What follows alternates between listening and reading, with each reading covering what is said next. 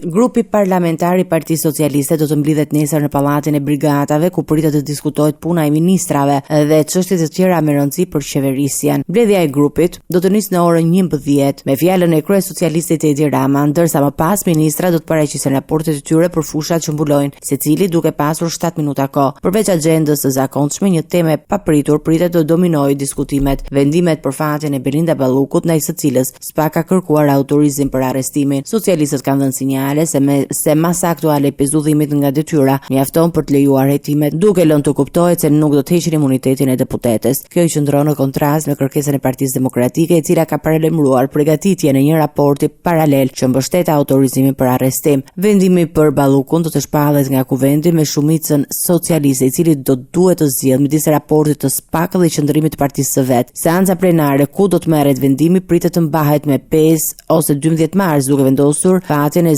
kryeministres dhe duke përcaktuar nëse SPAK do të ketë drejtë njëshile për hetimin e saj.